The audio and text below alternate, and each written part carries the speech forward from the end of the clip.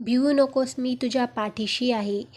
श्री स्वामी समर्थ मंडळी, आज मी तुम्हाला काही लोकांच्या जीवनात आलेले श्री स्वामी समर्थांचे अनुभव सांगणार आहे. स्वामी समर्थांचे माझ्या जीवनात एक अमूल्य स्थान आहे. मला प्रत्येक संकटातून बाहेर पाडण्याचा मार्ग समर्थ नेहमी दाखवतात.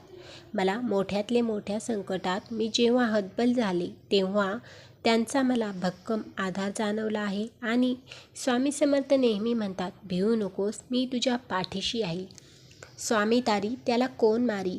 आमच्या गावी एक हार्ट पेशंट होते. त्याच्या हृदयाच्या झडपाची लवचिकता कमी झाली होती. त्यामुळे पुरेशा रक्तपुरवठा शरीराला होत नव्हता. 1997 पासून त्यानं या त्रासाला सुरुवात झाली.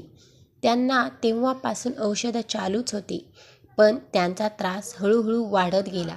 जास्त त्रास, दगदग झाली की ते थकून जायचे. अशी परिस्थिती त्यांनी 2003 पर्यंत नोकरी केली, पण त्यांचा त्रास जास्तच होता. त्यांना ओपन हार्ट सर्जरी करायला सांगितले होते. त्यांनी डॉक्टरांच्या सल्ल्याने सर्जरी करण्याचा निर्णय घेतला. त्यांच्या घरात स्वामी समर्थांची एक मोठी प्रतिमा होती. ती व्यक्ती नेहमी त्यांची सेवा करत असत. तेवढेच त्यांना बरे वाटते. त्यांची स्वामी समर्थांवर अपार श्रद्धा होती. अजरातून सावरण्याची ताकद स्वामी त्यांना देत होते. ते एके दिवशी पत्नीसोबत बाहेर निघाले होते. पायी चालत असताना अचानक मोटरसायकलने येऊन त्यांना धडक दिली. धडक जोराची होती. ते उडून रस्त्यावर पडले. आजूबाजूच्या लोकांनी त्यांना उचलले. त्यांच्या कमरेत जोराच्या वेदना जाणवल्या होत्या. त्यांच्या डाव्या हाताच्या कोपऱ्यातले हाड पूर्णपणे मोडले गेले होते.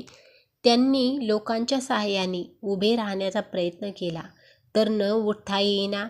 उजव्या पायाचे हाड घोट्यातून मोडले होते. त्या परिस्थितीत त्यांना ॲडमिट केलं. श्री स्वामी समर्थांच्या कृपेने त्यांना एका ऑर्थोपेडिक दुर्मिळ सर्जन वेळेवर उपस्थित मिळाले. त्यांच्यावर उपचार सुरू झाले. ते हार्टसाठी ज्या हार्ट सर्जरी डॉक्टरकडे ट्रीटमेंट घेत होते, ते डॉक्टर उपलब्ध झाले. 2-3 दिवसात दोन्ही ऑपरेशन यशस्वीरित्या पार पडले. पण या सर्वात त्यांच्या हार्टला कोणताही त्रास झाला नव्हता. ऑर्थोपेडिक सर्जन एकदम खेळाडू वृत्तीचे असल्यामुळे त्यांना त्रासाची जाणीव झाली नाही. त्यांनी त्याचे गांभीर्य जाणून दिले नाही. ते आले की वातावरण एकदम बदलून जायचं. ती अतिशय खेळकरपणे बोलत. स्वामींचीच त्यांची अशी व्यवस्था केली होती की त्यांनी खचून जाऊ नये. प्रचंड होणाऱ्या वेदना सहन करण्याचे धैर्य स्वामींनी त्यांना दिले. ऑपरेशननंतर एकाच महिन्यात ते व्हीलचेअरवर दिले बसून इकडे तिकडे फिरत होते. हे सर्व त्रागा न करता सहन करण्याची ताकद स्वामींनी त्यांना दिली. 7 ते 8 महिन्यात सर्वत्र बाहेर येऊ लागले.